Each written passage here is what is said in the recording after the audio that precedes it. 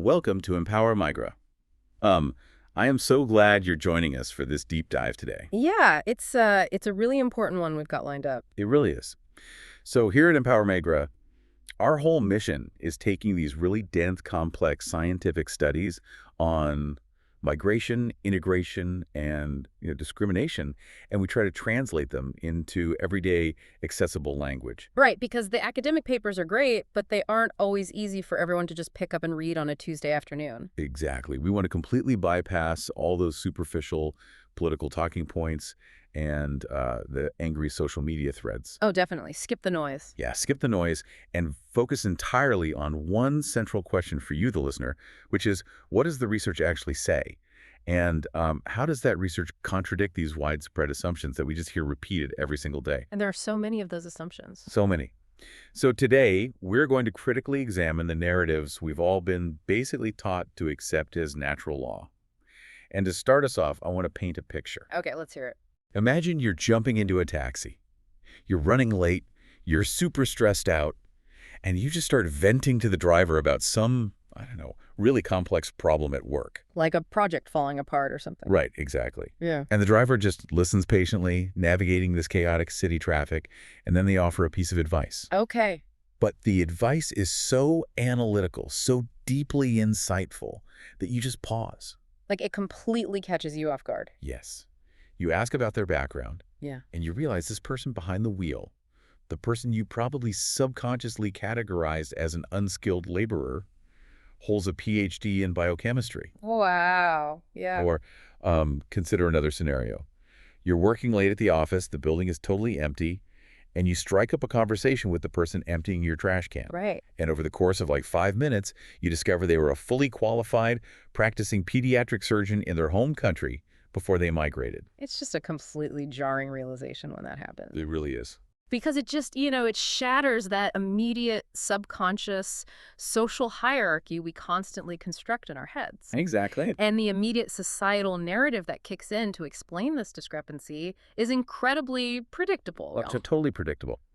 What do we usually tell ourselves? Well, we instinctively default to the assumption that if someone is working a low-paying job, it has to be a direct reflection of their individual merit. Right, like they earned that spot. Exactly. We tell ourselves that migrants in these positions must just be poorly qualified. Or they don't speak the language. Yeah, we assume they simply haven't learned the language well enough to assimilate. We view it as a total individual failure to integrate.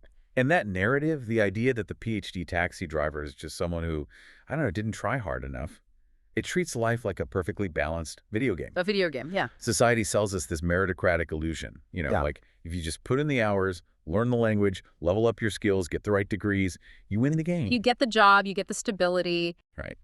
But I was reading through the research we're unpacking for this deep dive, and it honestly feels like the game's code is fundamentally rigged. Oh, completely rigged. Like it actively changes the rules based entirely on the character you selected at the start screen. That is a perfect way to phrase it, honestly, because the empirical data completely dismantles that meritocratic video game illusion. It just tears it apart. It really does. Yeah. Because when we actually look at the lived experiences of highly qualified migrants, the primary issue is almost never a lack of qualification or a lack of desire to integrate. The issue is something much deeper, profoundly systemic, and, frankly, deeply uncomfortable for the majority society to actually confront. Right, and the source material we're looking at today really forces us to look at that discomfort head on. It does. It's a foundational text from 2021. It's a doctoral dissertation by Dr. Raphael Ekamba. And the title of this dissertation alone really sets the stakes for this deep dive. Yeah, it doesn't hold back. The title is Wenn du ein Schwarzer bist, bleibst du ein Schwarzer. Rassismus und Integration auf dem Arbeitsmarkt. Which translates to, if you are black, you stay black. Racism and integration in the labor market. Exactly. So I want to spend some time on the scope and the methodology of Ekamba's work before we really get into his findings. Because, the way he approaches this is crucial. It's the whole foundation of why this study is so important. Right. We aren't just looking at some macroeconomic spreadsheet here with a bunch of abstract numbers. No, not all. He focuses specifically on the experiences of highly qualified people of African descent within the German labor market. And he does this by relying heavily on in-depth qualitative interviews. Meaning he actually sits down and talks to them. Exactly. He sits down with these professionals and asks them to practically walk him through the mechanics of their exclusion, step by step. And that qualitative approach, I mean, that's what makes this research so penetrating, isn't it? Absolutely, because quantitative data like the spreadsheets and employment statistics— the raw numbers. Yeah, the raw numbers. They can tell you that a massive discrepancy exists. They can show you that a certain demographic is underrepresented in management, for example. Or overrepresented in the low-wage sector. Exactly. But numbers cannot tell you how that exclusion is actually enforced on, like, a random Tuesday morning in an HR department. Wow, yeah. Numbers don't capture the tone of a rejection letter. Or the unspoken assumptions someone makes during a job interview. Or just the psychological weight of everyday microaggressions. Precisely. So, by utilizing these extensive qualitative interviews, Ekamba maps out the actual topography of institutional racism. He really traces the exact lines. Yeah, and in doing so, he uncovers what he calls the paradox of integration. The paradox of integration. Let's unpack that. The paradox being that the people he interviewed are, by all traditional metrics, the ultimate success stories of assimilation, right? Exactly. They are doing everything right. They demonstrate this massive willingness to integrate. They identify strongly with the host country. They invest immense amounts of time and capital into mastering the language. Often speaking it flawlessly. Flawlessly. And they push their kids to excel in the local school system. They basically do everything society explicitly demands of them. But then the reward for doing everything right is what? Structural rejection in the professional sphere. They just hit a massive wall. So if they're doing everything perfectly, learning the language, getting the degrees, where is the disconnect happening? Well, the term Ekamba uses for the result of this paradox is brain waste. Brain waste. Or in German, Gehirnverschwendung. Yes.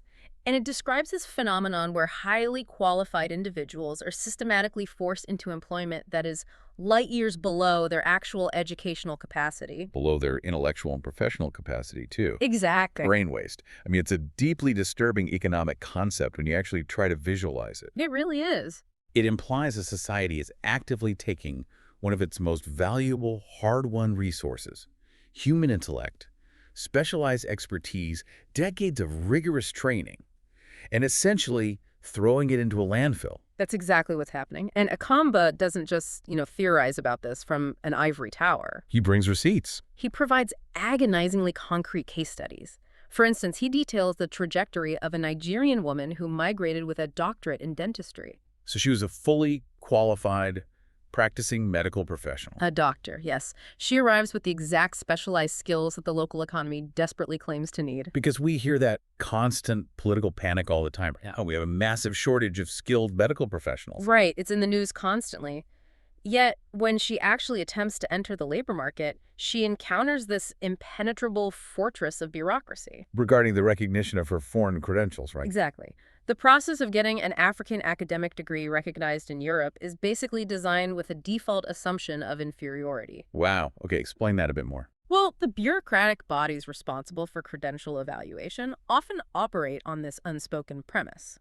They assume that a medical degree from a university in Nigeria is inherently deficient compared to one from, say, Munich or Berlin. Regardless of the actual curriculum. Regardless of the curriculum, the clinical hours completed, or the individual competence of the practitioner herself. So it's just a blanket assumption. Let's really dig into the mechanics of that bureaucracy, because I think a lot of listeners might assume that credential recognition is just a matter of, translating a diploma and getting a notary stamp. Oh, if only it were that simple. Right.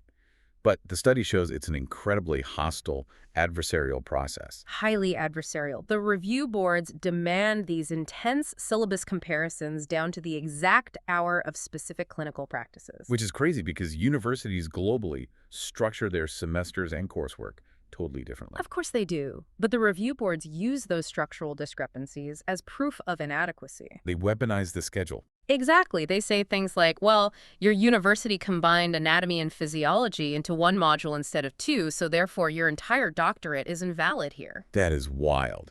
It's gatekeeping disguised as quality control. It is entirely gatekeeping. The criteria for equivalence are weaponized. So what happened to the dentist in Ekamba's study?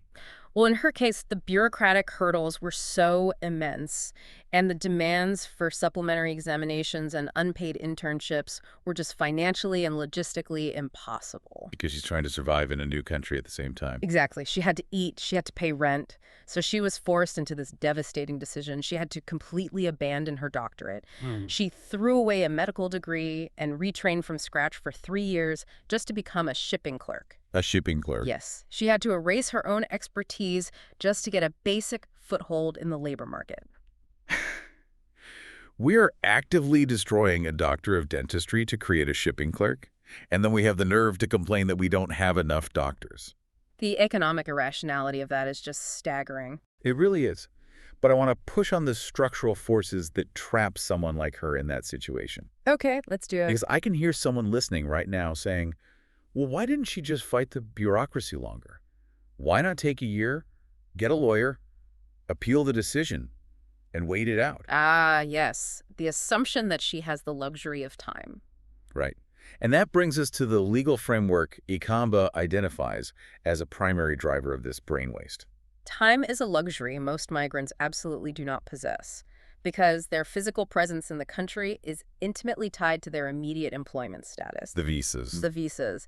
The legal framework of residence permits the Aufenthaltstitel, creates this immense coercive power imbalance. Because the visas are frequently tethered to specific continuous employment. Exactly. If you lose your job or if you refuse to take a job because it is beneath your qualifications, the clock starts ticking on your deportation. It's basically a state-sponsored pressure cooker. That's a great way to put it. It legally forces highly qualified people to accept exploitative, low-level, or poorly paid work because the alternative is being removed from the country entirely. You cannot afford the 6-month legal battle to get your medical degree recognized if your visa expires in 30 days. You literally can't. You have to take the cleaning job tomorrow. So the law itself is the mechanism that filters immigrant labor into the lowest strata of the economy, regardless of what their actual potential is. The system is operating exactly as it was historically designed to operate. It is meant to extract cheap labor while minimizing social integration. Wow. But, Ekamba's research takes a really fascinating turn right here because he anticipates the counter-arguments from the majority society. Because there's always a defense for this system. Always. The standard defense is that it's just practical. Employers and politicians argue that these hurdles are purely about language proficiency. Or cultural misunderstandings in a corporate environment. Right. Or the genuine difficulty of verifying foreign educational standards like we just talked about. They try to strip the element of race completely out of the equation. Exactly. They say it's about everything except discrimination. So I want to play devil's advocate for a moment using that exact logic. Let's test their theory. Go for it. Let's imagine a scenario where we remove the immigrant experience entirely. Let's look at someone who isn't navigating a visa trap, who isn't trying to get a foreign degree recognized. Let's look at an Afro-German. Okay. A black person born in Frankfurt, raised in the local culture, natively speaking flawless German, holding a master's degree in engineering from a top-tier German university. Right. If the systemic friction is truly just about language, culture, and foreign degrees, then this Afro-German candidate should seamlessly glide to the top of the corporate ladder, right? Okay. The friction should just disappear. That is the ultimate control group for Ekamba's study. And what happens? By looking at the experiences of Afro-Germans, he completely isolates the variable of race. And the findings obliterate that cultural barrier defense. Completely obliterated. Afro-Germans, despite having zero linguistic, cultural, or educational deficits compared to their white peers, face the exact same barriers on the labor market. So they are getting rejected just as much. Yes. They receive a disproportionately massive number of rejection letters for positions they are perfectly qualified for. They are aggressively funneled toward lower-level entry jobs, despite holding advanced local degrees. So when you control for education and language, the only variable left to explain this massive discrepancy is active, structural, racial discrimination. The data isolates the prejudice. It's not about the degree. It's about the applicant's name and the photo on their CV. And Ekamba discusses this concept of ethnic preference in the similarity principle, doesn't he? He does. In sociology, this is sometimes called homophily. Homophily, which means what exactly? It's the tendency of individuals to associate and bond with similar others. Right. In a corporate hiring context, it means white HR managers and white executives possess a subconscious or sometimes highly conscious preference for hiring people who look like them. People who share their exact cultural background. Yes, people who make them feel comfortable. So the similarity principle fundamentally corrupts the entire hiring process. It really does. It means that when a company is faced with two candidates, one highly qualified black candidate and one distinctly less qualified white candidate, the company will frequently choose the white candidate. But they can't legally say, we hired the white guy because he's white. So how do they justify it? They use subjective, nebulous criteria. They will say the white candidate was a better cultural fit. Oh, cultural fit. There it is. Always. Or they say the white candidate showed more leadership potential. Or possessed soft skills. Exactly. Soft skills that are impossible to quantify but somehow conveniently absent in the black candidate. It is basically a way of laundering racial preference through corporate jargon. It's laundering discrimination. Wow. But let's follow this trajectory even further into the corporate structure. Let's assume an Afro-German professional manages to beat those odds. Okay, they get the job. Yeah, they survive the CV filtering, they navigate the biased interviews, and they secure a position in a corporate office. They have the engineering degree. They are inside the building. Right. Does the meritocracy finally kick in then? Does the video game get fair once you are actually on the payroll? The research shows that the internal environment is just as heavily guarded as the entrance. Really? Yes.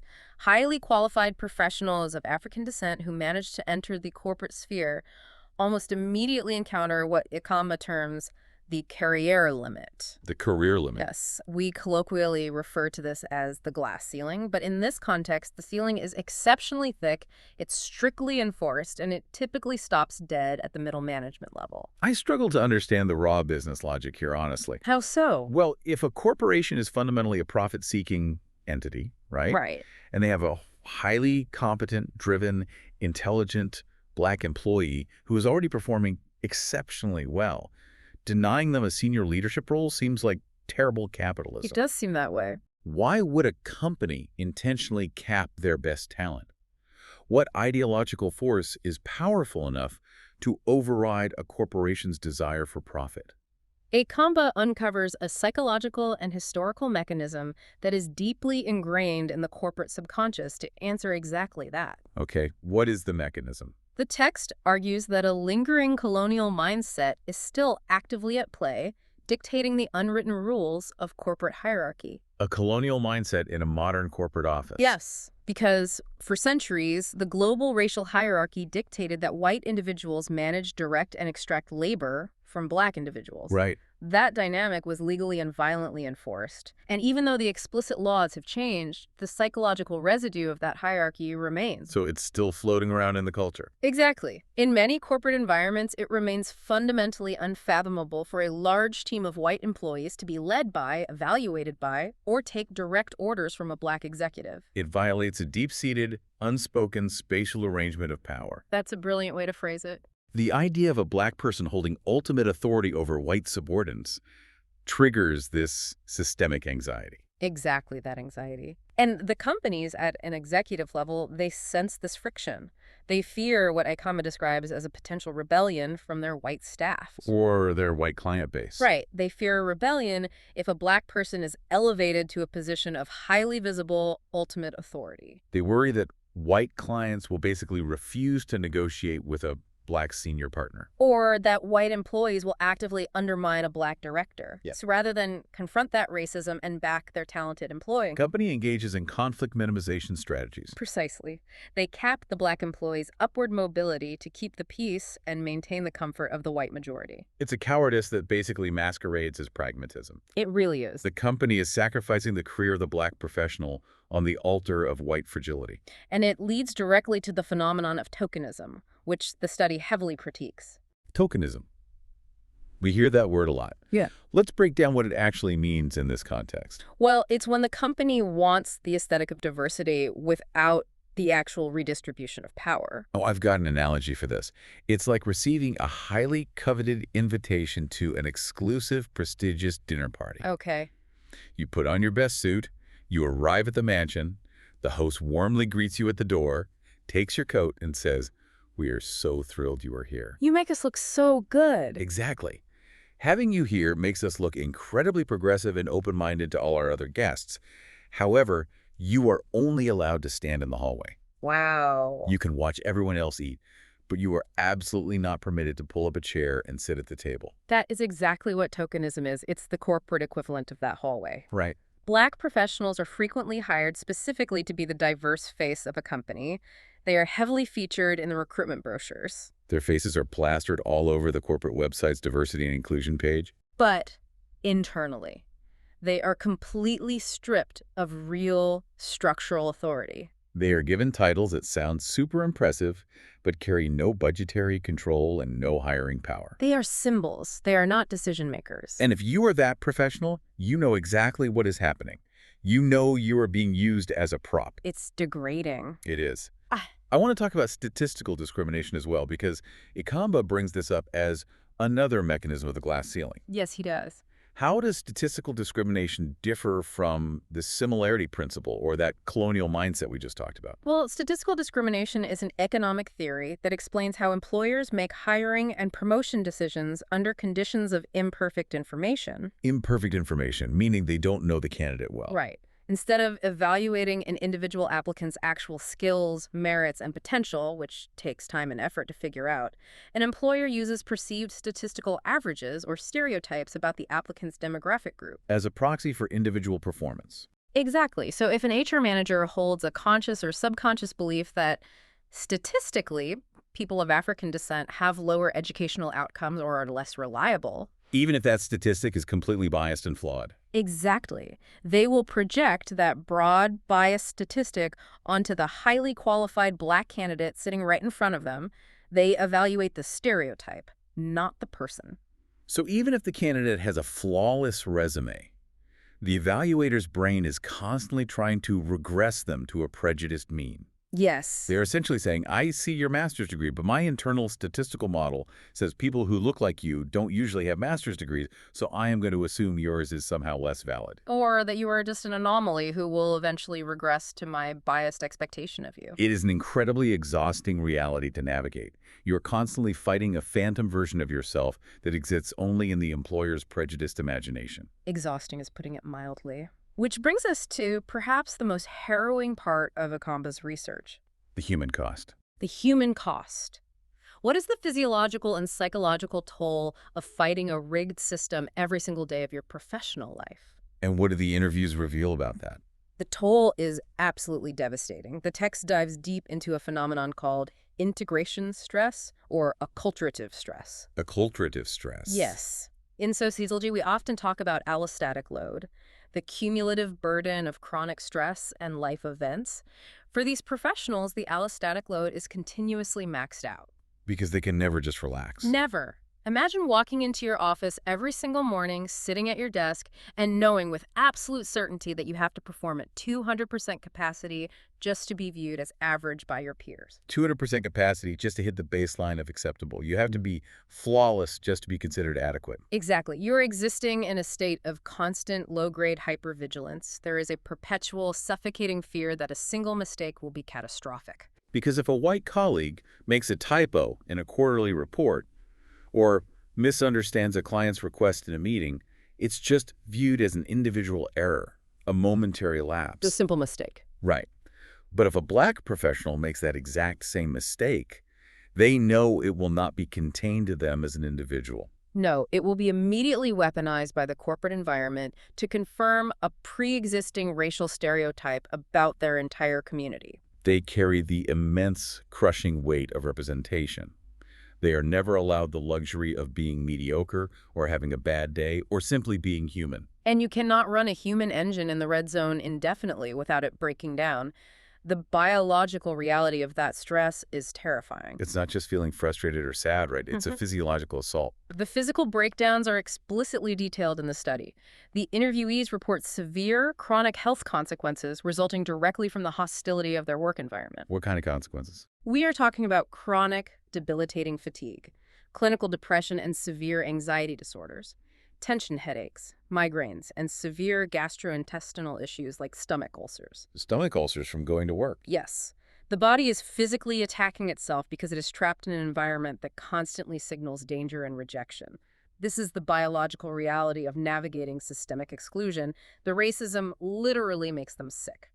So how do people survive this? I mean, if you are waking up every day to a system that demands twice the output for half the reward and gives you clinical depression and stomach ulcers in return, how do you mathematically cope with that reality over a 30-year career? Ekamba's research identifies two primary coping mechanisms that people develop to survive this suffocating environment. Okay, let's hear them. The first group, the text categorizes as the acrobats, or the tightrope walkers. The acrobats. That implies incredible balance, immense skill, but also a constant, terrifying proximity to a fatal drop. The metaphor is incredibly apt. The acrobats are the individuals who develop an almost superhuman, calloused level of extreme resilience. They just refuse to give up. They refuse to be pushed out. They fiercely and relentlessly advocate for themselves in every meeting. They meticulously document their successes to defend against unfair performance reviews. So they are always on the offensive. Always. They challenge microaggressions, they play the corporate political game better than their peers, and they actually manage to claw their way up the ladder despite the massive structural headwinds pushing against them. But at what cost? That's the thing. It requires a relentless, exhausting, unending performance. It is a daily survival strategy that leaves them completely depleted by the time they get home. It reminds me of the sociological concept of John Henryism. Oh, yes. That strategy of active, high-effort coping against prolonged psychosocial stress. You can beat the steam drill, you can outperform the machine of institutional racism, but the sheer physical effort required to do so might literally kill you in the process. It's a Pyrrhic victory. Exactly. So what happens to the people who recognize that the tightrope is a death trap? Or the people who are just too battered to make the climb in the first place? They fall into the second category, which Ekamba calls the retreaters. The retreaters. And to be clear, these are not people who lack ambition or talent. Right. We are talking about highly qualified people. These are individuals whose self-worth has been so systematically dismantled, so completely battered by years of constant rejection, passed over promotions, and daily microaggressions, that they essentially resign from the game entirely. They just tap out. They engage in a profound act of self-preservation. What does that retreat actually look like in practice, though? It manifests in several ways. Some take jobs that are drastically below their skill level. Like the medical professional working as a cleaner. Exactly. They do it simply to avoid the toxic, high-stakes hostility of the corporate office. They trade professional fulfillment for psychological safety. That makes total sense, logically. Others withdraw entirely from the majority society's economic structures and build businesses exclusively within their own ethnic communities. Oh, so they open their own shops. Yes. They open shops, start consulting firms, or provide services aimed solely at their own demographic. And they do this not because they are inherently isolationist, right? Yeah.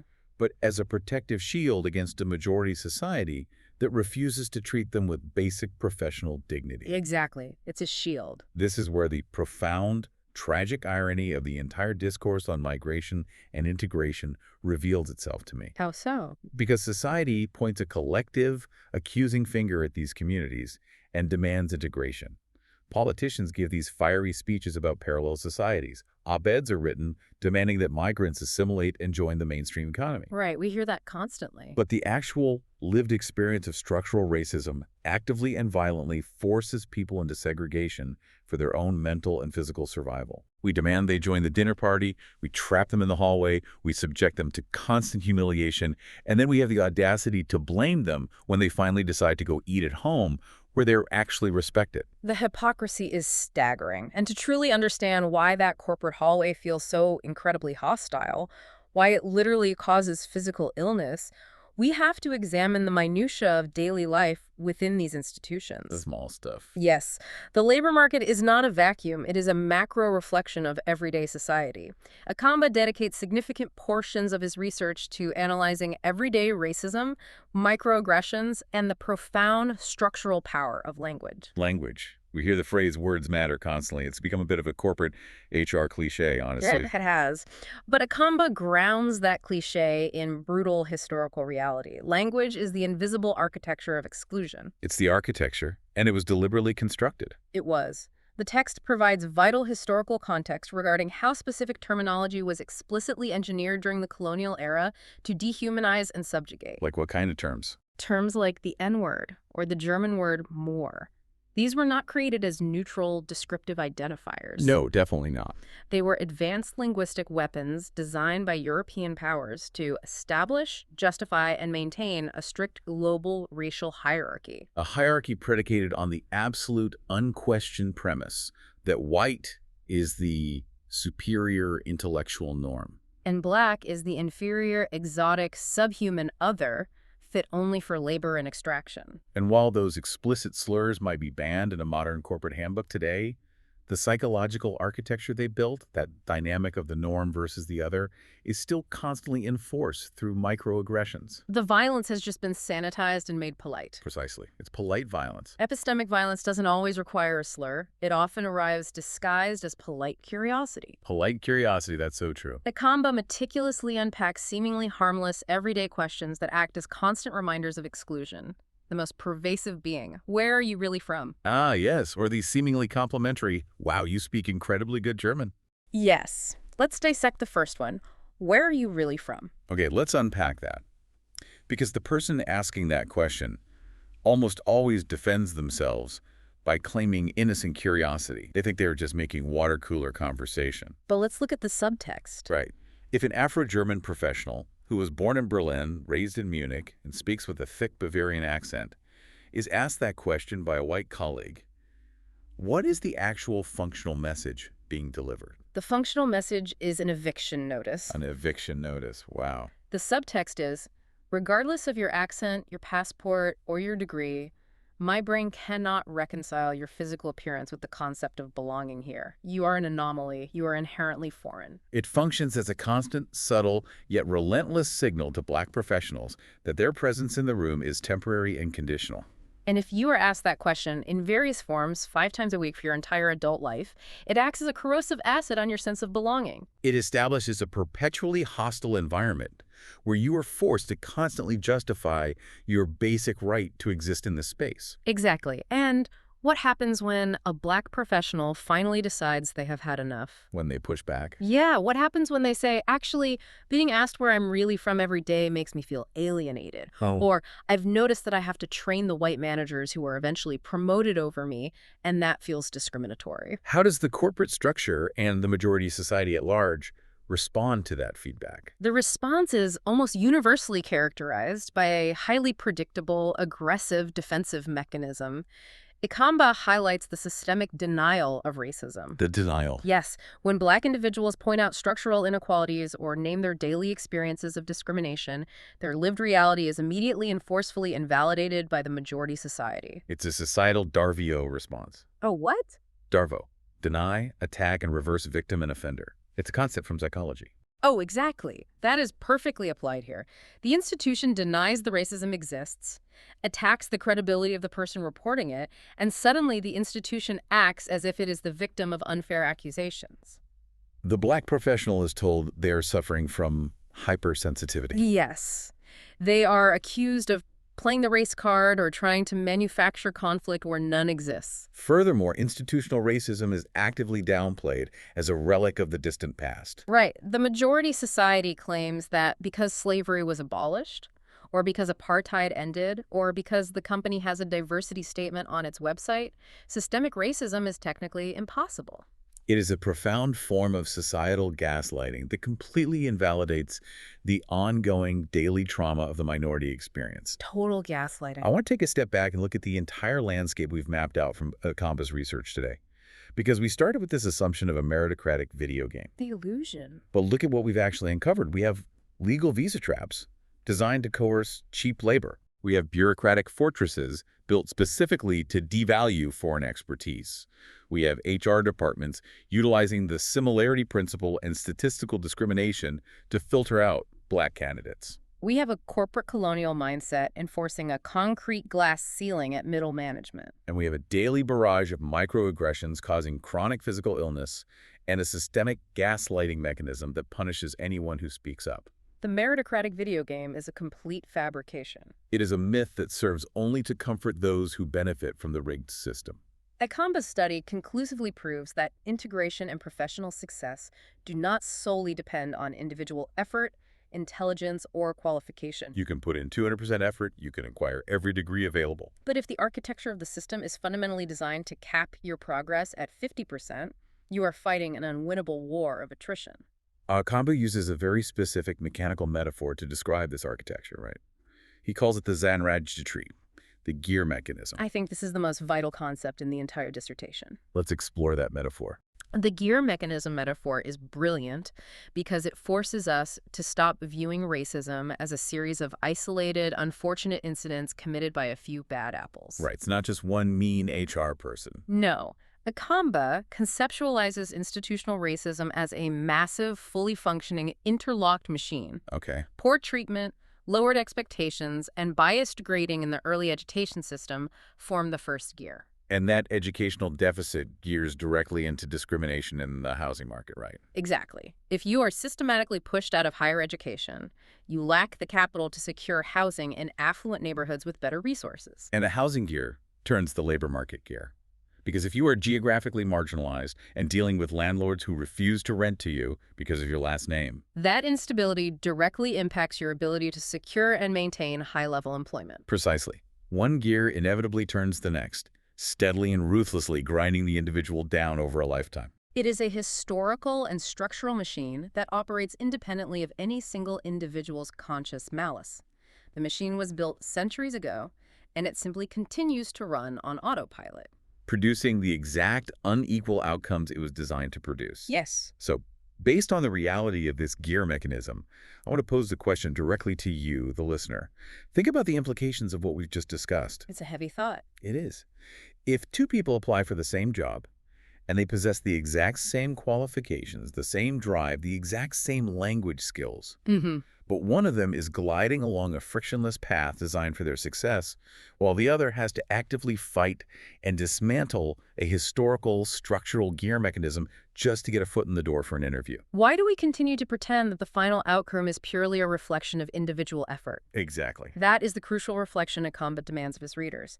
The study emphasizes that integration cannot be a one-sided mandate. It's entirely hypocritical and practically impossible for the majority society to loudly demand that migrants walk through the doors of integration while simultaneously keeping those doors deadbolted, barricaded, and guarded from the inside. The burden of integration does not rest solely on the migrant. The majority society has to actually do the arduous, uncomfortable work of dismantling the barricades and opening the doors. Demanding that someone climb a sheer wall while you are actively pouring oil down the sides from the top is not an invitation to integrate. It's a spectacle of cruelty. Well said. But before we conclude this analysis, there is one final, incredibly provocative dimension to this issue that the text touches upon. Oh, right. The economic angle. Yes. It requires us to step away from the moral, ethical, and sociological arguments for a moment and look purely at the cold, hard mathematics. Let's look at the math. Ekamba draws upon the theories of the Nobel laureate in economics, Gary S. Becker. Bringing in Gary Becker shifts the entire paradigm of the conversation, doesn't it? It does. Becker's landmark economic theories focused on the actual quantifiable cost of discrimination. The actual price tag. Right. In neoclassical economics, taste-based discrimination, which is essentially an employer's prejudice against a certain group, is viewed as a massive market inefficiency. So let's look at the raw economics of the brain waste we discussed earlier. Look at the Nigerian dentist. Look at the Afro-German engineers filtered out by the similarity principle. If a corporation or an entire national economy is actively filtering out highly qualified, driven, innovative talent simply to maintain an unspoken ethnic preference, Or to avoid making their white employees slightly uncomfortable. what is the literal financial cost of that bigotry? The cost is astronomical. I mean, how much economic growth is that society actively sacrificing? How much potential innovation is lost? How much taxable revenue is a nation actively throwing into the garbage simply to uphold historical prejudice? We spend so much time talking about the individual tragedy of brain waste, but Becker's theory forces us to recognize the massive, self-inflicted economic sabotage at a national level. It's an economic wound the country inflicts upon itself. It really is. Think about it. If you have 100,000 highly qualified migrants who are underemployed by, say, 30,000 euros a year because of systemic racism. That is billions of euros in lost economic activity, lost taxes, and lost GDP every single year. The country is literally paying a massive financial premium to maintain its own inequality. It is bankrupting itself to protect the glass ceiling. It is the ultimate irrationality of racism. It harms the marginalized individual profoundly, but it also fundamentally weakens the entire structure of the society that enforces it. It brings us right back to the beginning of our conversation. A taxi driver. Right. We desperately want to believe that our society operates like an X-ray clear, precise, fair, and meritocratic. We want to believe that if you put in the hard work, you get the just result. But when you dive into the methodology, the qualitative interviews, and the staggering economic realities of Dr. Ekamba's research, the picture changes completely. The rules are not the same for everyone. The game is coated with historical biases that we are only just beginning to acknowledge. And we have to start acknowledging them. So I will leave you with this final open question to carry with you. Think about the PhD taxi driver. Think about the pediatric surgeon emptying the trash. Think about the Afro-German middle manager staring at the glass ceiling. Keep them in mind. If qualification alone clearly does not decide your professional fate, if the system actively alters the rules based on the demographics you were born with, how fair is our labor market, really? A powerful question to end on. That was another deep dive from EmpowerMigra. EmpowerMigra understanding begins with listening.